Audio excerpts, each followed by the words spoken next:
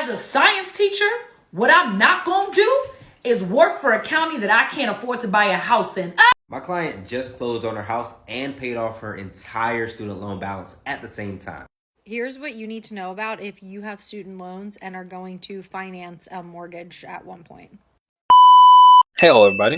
Welcome back. So I wouldn't know about this at all because I didn't go to school, so I didn't get no student loan debt. Does student loan debt affect the ability to get a loan for a house? Most of the time, it doesn't. It's just like other debt, usually, because they do kind of look at student loan debt differently sometimes, I guess.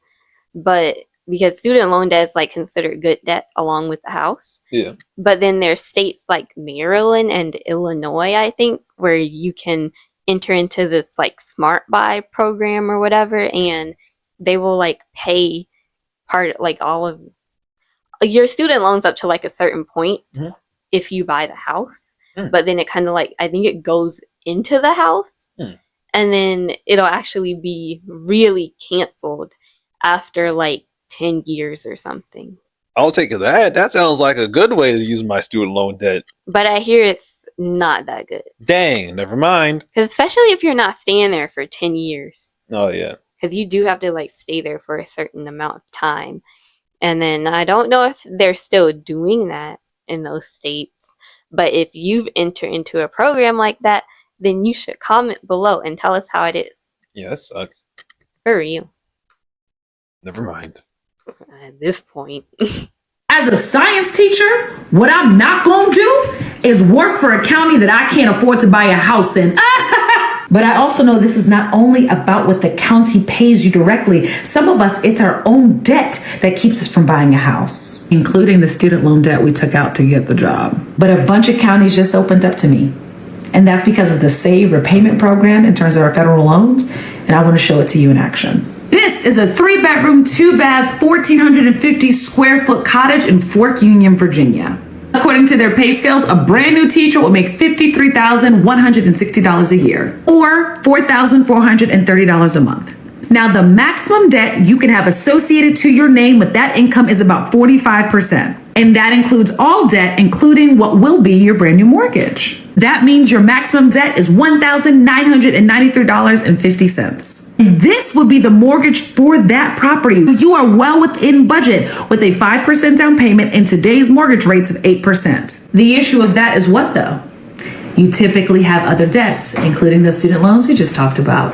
And this is from a report published in 2021. Over half of educators who have taken out a student loan to fund their own education still have a balance with an average current balance of $58,700, 14% at $105,000. And if you want to get more upset, pause to read the rest of this. Anywho, a $55,000 balance over 10 years, so a standard repayment, 6% interest about average, will give you $610 a month. With that, you couldn't have afforded that house. But with this new SAVE plan that the Biden-Harris administration are trying to roll out, it's different. Look, instead of $610 as a single person, you qualify for $143 for monthly payment. If you have one dependent, that goes down to $47, which means if the only debt you carry were your student loans, you are well within range to get that property. And this compounds it with the guidelines passed in 2021. The underwriter must use the payment amount reported on the credit report. The little exception popping up if the payment is $0 per month. An FHA loan will have to use 0.5% of your total balance. A conventional loan can use the zero. And I'm pulling that from this month's guide. Is this only teachers? Is this only in the South? Is it only with this repayment plan? No. I just want to encourage you with this example and the others I'll share to just not give up, okay? Your path might be a little different. I just don't want to say it's impossible quite yet. I really hope that helped. Well, RFE. Yeah, the SAVE plan is most likely not coming back because it's still tied up in litigation. So yeah, it might just be done, and then like people that are in SAVE, they can't even like make SAVE payments or something like that. But this just shows that people had uprooted their lives. They've calculated their debt and all of that, like what they can afford based on that, and then now that's not even in the picture anymore. So it's kind of like That's really detrimental to a lot of people's lives now. For real. And here's the thing too. I know this administration definitely don't think that this is this is going to be possible. They don't think this is important at all. But I feel like teachers most definitely are one of the most important groups of people next to paramedics and military or whatever. Because without them, we wouldn't have anybody. We need education. Yeah, We need it so bad. Because without education, nothing else works. exactly. And so I feel like they should have always got a lot of pay.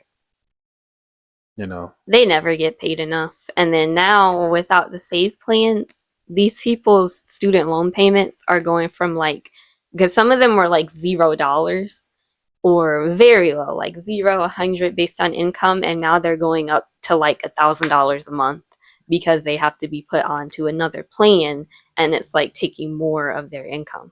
People will say I'm crazy. People will say this is a crazy take, but I feel like that people who are becoming teachers should never have to pay student loans to begin with.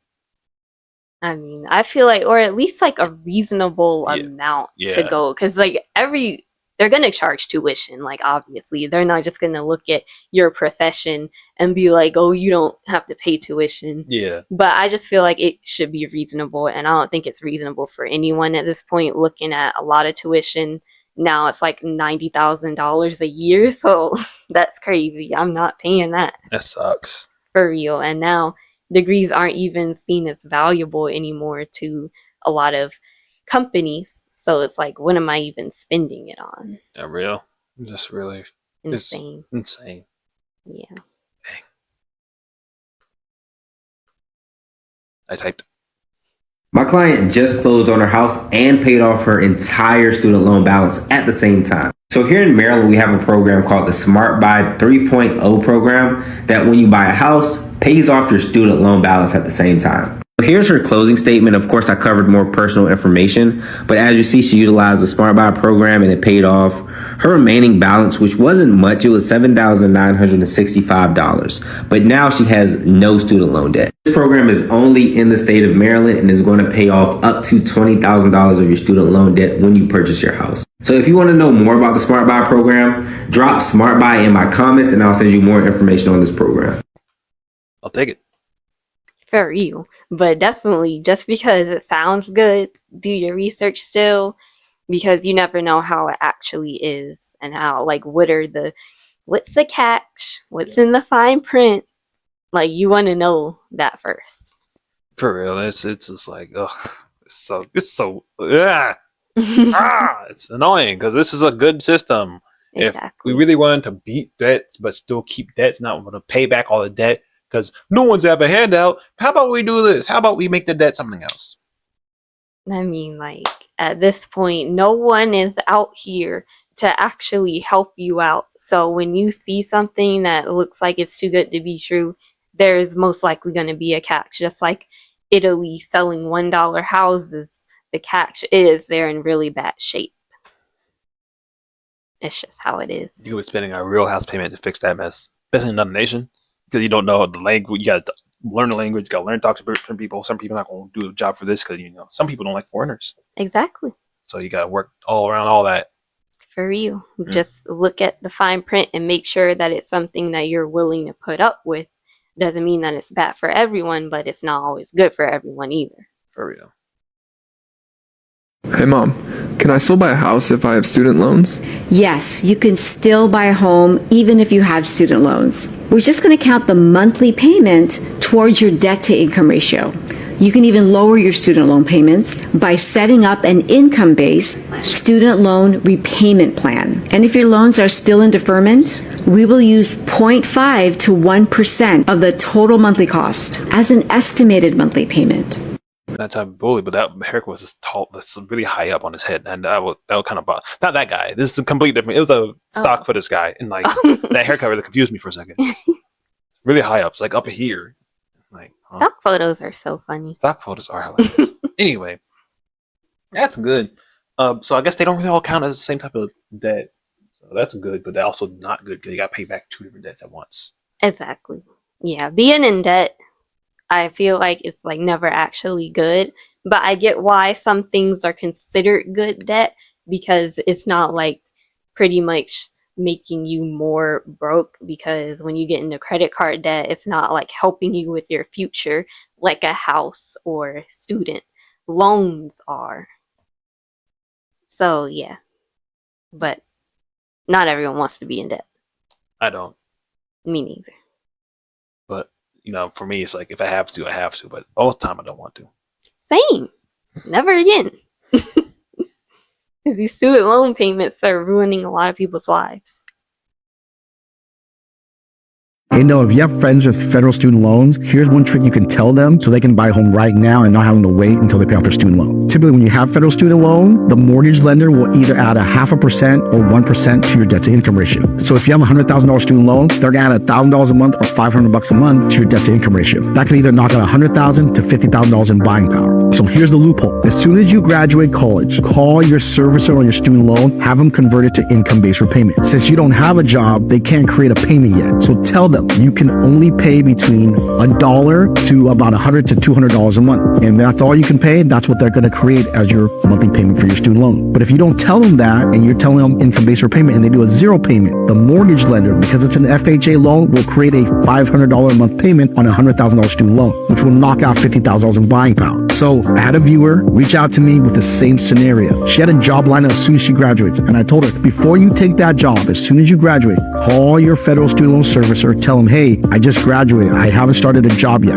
So they'll create a payment for you. When they create that payment, tell them I can only afford $100 a month. Don't tell them zero, because if they do zero, the lender will add the 0.5%, which her student loan was $100,000, which is $500 a month. So because they added the payment of $100 and she qualified for her mortgage, they're only adding $100 a month to her DTI. Now, because of the $100, she can qualify for more home. So that's a trick. If you have a federal student loan, have the servicer convert it to income-based repayment, but make sure they make the payment above $1 and make it low enough that she still has enough room to qualify for more money.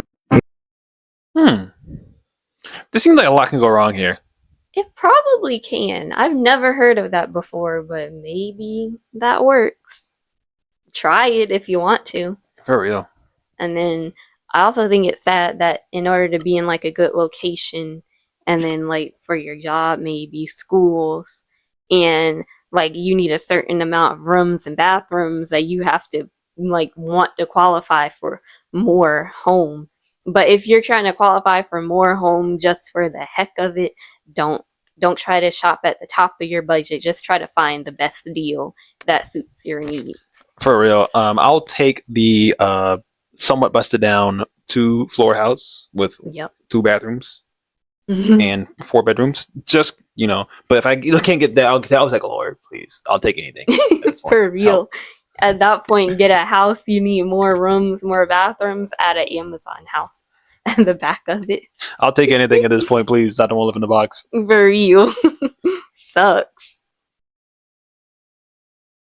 If you're trying to buy a home and you have student loans, here's a strategy that will give you back more buying power. Of course, people, when they have student loans, they can't afford to buy the home that they want because the payments affect their debt to income ratio. So I had a couple reach out to me, and this is the advice I gave them. That a combined student loan debt of about $180,000 that was in deferment. This debt reduced their buying power by about $200,000, meaning they can only afford a $400,000 home instead of buying a $600,000 home, which was the average price of homes in the area they were looking at. Since their loan was in deferment while they were in school, I told them as soon as they graduate, take their student loan and put it into an income-based repayment plan. Why? Because when their student loans are in deferment or in forbearance, the mortgage lender will typically tack 1% or 0.5% to the monthly payment on their debt to income ratio. That will take away either $100,000 to $200,000 of buying power, which in this case, that's about $900 to $1,800 a month that's tacked onto their debt to income ratio, which takes away about $200,000 in buying power. But if the student loan is an income-based repayment, the mortgage lender on a conventional loan will tack on whatever is on the credit report to their debt to income ratio. So if the payment says only $200 a month, they tack on $200 a month. But if it says zero, they tack on 0 payments to their debt to income ratio. That will give the couple back their buying power. So 3 months after they graduated, before they took their big jobs, they took their student loans and they moved into income-based repayment, which gave them back $200,000 in buying power. And now they're able to secure a home in today's market. So consider this strategy if student loans are holding you back from buying a home. That was the same video twice with the different numbers. And like a little bit more extra in there. But I mean, depending on the area, it's kind of like, well, I feel like everywhere at this point, 400,000, like that's a decent home. Yeah.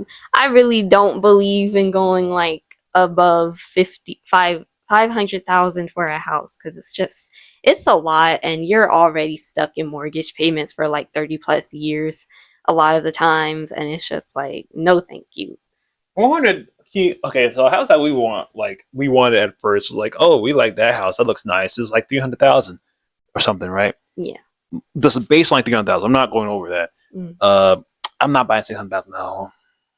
Yeah, no thank you. 400,000, that's more than I need. That's likely 100 to 200,000 more than Because looking at the world, sometimes you have to step back from the trendiness that you see on the internet and people trying to compete with each other, and then impressing people that's not going to pay your bills. It's like, do you value luxury over just peace of mind and knowing that you have a home always? Because, yeah, I'm going to value not being homeless over whatever I consider luxury. For real. It'd be nice to have something nice, but I need something I can live in. Yeah, and you can always make it nice. You can always make it you, even if it's not like the best. I just know what it is like you have a roof over your head and you don't have to worry about much. Yeah, I'm not moving to a trailer park though.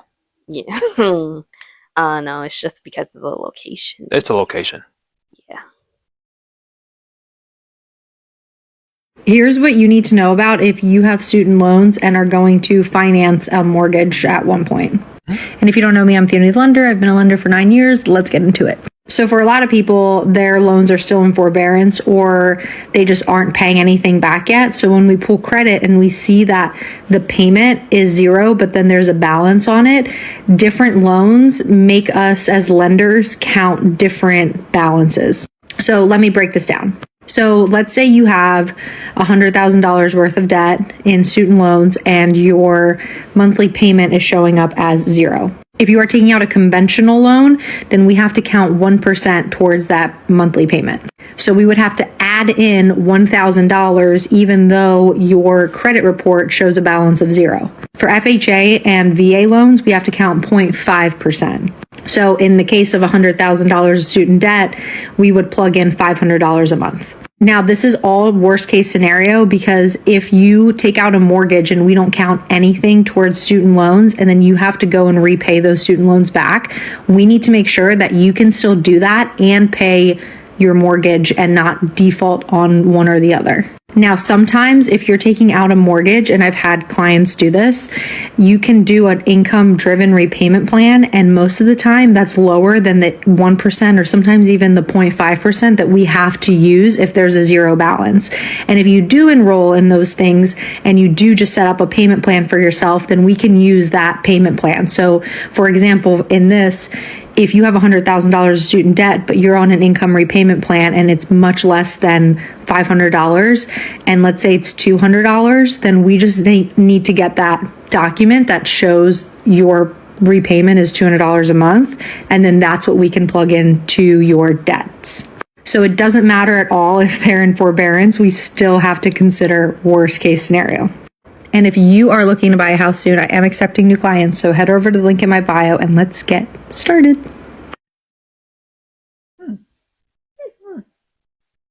A lot of big words. I kind of forgot everything she said I was doing. I don't know why. It's like as soon as you start throwing out the forbearance and stuff, I just kind of start, like, must be language barrier. I'm not sure. I just know that housing is just a bunch of BS at this point, because why do you have to go through all of these steps for a mortgage or for renting, but like it's way less steps for any other type of debt? It's how the system works. They used to be able to go back into go into Sears and give them 25 cents and then walk out with the house. Now it's all this like they don't really look at your income or anything for credit cards. That just shows you they just want you to be in consumer debt so bad, because if I have to go through all this just to have a roof over my head, like it should be harder to get into consumer debt at this point, but they don't care. They're just gonna look at your credit report, like if you have good credit or not, to get approved for another credit card. That sucks. For real. That's the worst, man. I don't want to go into debt to I don't have to have the chance of getting into debt to get into more debt. For real, like especially people that are even on low income, they have ways of making that payment per month. So it's like just because they don't make this amount doesn't mean that they can't pay back their loan. But I get it because a lot of people, like I guess with the history of it, a lot of people that are on low income probably wouldn't pay it back and would default on the loan. But it's just like for the people that will actually know how to pay it, it just sucks. That's like, Should I pay off all of my student loans before I purchase a home? The answer is no. You absolutely should go ahead, purchase that house if you can afford it, and then start building equity and wealth right away. If you wait until you're paying off all of your student loans, you could be years down the line before you actually get your first property and realize how fast you build wealth when you actually own your own home. So there's a lot of people that say pay off all of your debts before you buy your first home. The reason that this is a mistake is because time is the biggest factor in generating wealth. So the sooner that you can actually get yourself into a property, the faster you're going to start building equity. And then you can take that equity that you have in that property and then leverage that to build more wealth. This has been Kibby Jokes. If you're looking to build wealth, like and follow for more. your name's what? Kibby Jokes. Is that a real name? I don't feel like the real name. I don't know anyone, but I don't know. Maybe it is. I feel like he's one of these like finance bro type informations, but yeah, that makes sense too. Because yeah, actually, once you get into a home, yeah, you're paying certain bills, you're paying mortgage, but you're paying like your own bills, but you're also paying certain other things that you're paying somewhere else. Yeah. And even when listening to the experts, you still have to like weigh that with your situation and see if that's what you really want to do.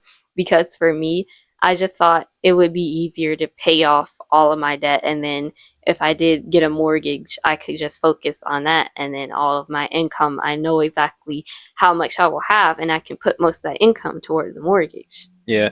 Here's the thing with student loan debt. Isn't that one of the debts you can kind of ignore a little bit? No, you cannot. I know you can't ignore it. You can get off the side and pay a house debt. Move. Not really. They make it really hard to pay back these loans, especially now. Like, yeah, they will garnish your wages. You can't get rid of them in bankruptcy. And it's just like, yeah, it all just sucks. So, yeah, that's why I just felt that it would be better to just pay it off, especially with everything in litigation. It's just better to not have to deal with that, and then you can pay off your mortgage early if you wanted to, because you have all this disposable income you don't know what to do with, and you can just put it toward your mortgage. Yeah, that makes sense. Buying a house paid off my husband's student loans. The current SCOTUS decision about not canceling student loans, I thought I would talk about a program that is currently available that can cancel student loans. There is currently 12 states in America right now where buying a home, you could pay off all or most of your student loans. So these are state-funded grants that are open to the public to apply for. There's different reasons and different eligibilities for each state, and I'm not going to go into every single one. But for what we got in place, the program that we had not only paid off the loan, it also gave us 4% down as a down payment. 3% of that we use for down payment of the house, the 1% for the closing costs, and then we out of pocket are paying the difference of the closing cost of the house. I will say for most of these programs, you have to have a decent credit score, I think above 600, and you have to make the income requirement. You can't make too much. These are specifically targeting people who kind of need help getting their first time home buyers. Oh yeah, you also have to never have owned a home before, so it has to be a first time home buyer program and not the FHA loan, which is a federal first time home buyers. This is a conventional loan by the state, not the feds. But Ray, have you seen the economy right now? Have you seen how terrible interest rates are? Yes, I'm aware. Interest rates, this interest rate is fixed by the grant itself. So it's not the interest rate from the bank, it's from them. I'm probably explaining this horribly, but right now, well, at the time, it was like interest rates were like 6.8%. Sometimes it was 7.2 or dropped down to like high 6%, whatever. Our rate wound up being 7% even. And it was higher than the rate at the time because they use the interest of this mortgage to help fund the program. So in a way, my high interest rate is paying someone else's student loans off in a weird workup. Honestly, I never thought we'd own a home ever because of the market and the economy. And well, you guys know how it is out there. But there are so many programs out there that can help you. Look to your state and your local level. Our realtor's office had a grant program just for that realtor office, and that mortgage broker was giving like $15,000 towards down payments. We couldn't use it because of the other grant. You couldn't mix and match them, but some grants you can mix and match. So it's not impossible. You just have to do a lot of research. This video is being kind of long, so if you have any questions, just let me know. Buying. And that's something that people don't really realize. And this comes with everything about like politics, economy base, all that. Yeah, federal government really controls a lot of things, but your local government is really important. It's very, very important. For real. So get to those elections that are local. Exactly. They're more important, actually. They actually are very more important. Because like legit, like there's so many systems in place to help out people that you don't know of because they're local. Yeah. You know, contact your courthouse. I don't know how you do that. Contact your local government. Don't know how you do that. Email? I don't know how you do it. Anyway. A Google search. Just look it up for your area. Just look up whatever your local treasury, whatever. You know, they help you out a lot. Like I didn't know this. She helped me figure this out. We can contact our darn old local treasurer and get our, car recessed like every year. Yeah, for tax purposes. I did not know that. I thought you were just kind of stuck in it. So if your car is in bad shape and they try to like overcharge you, you can have them reassess that. You just have to take pictures and all of that, like put the mileage on there. But other than that, they would just go based off of like, I guess, regular, usual type average, I guess. And that's great. That's great. There's a bunch of stuff like I didn't know. Like also, she's found this out. There's a grant for home buyers. It's loan based. You don't want to do loans no more, so we're probably not going to use it. But there's a grant for local, like farm based housing and regular housing for first time home buyers, like everywhere else is. I did not know that. But I'm sure that even if you plan on buying a house like in cash without a mortgage, there probably is like some type of assistance program, like a grant, like a first time home buyers grant where they can help with like the costs. Yeah. But I don't know. I don't know if you have to have a mortgage for that or not. But yeah. Oh, we used to have it in about all that, but the mortgager got let go. Or he quit. I don't know. I feel like he let go. I feel like it was so abrupt. He probably got let go. Most likely. It sucks. Oh well. That's all I gotta say. Well, take advantage of this if you do the research and you feel that's good. Sometimes just because it's assistance or whatever doesn't mean that it's always going to be good. So just make sure you learn about it. And thank you for watching this video. Please remember to like, comment, and subscribe. Share the video, and please get us to 1,000 subscribers. Stop buying super expensive houses. That's all I gotta say. Goodbye, everybody. Bye.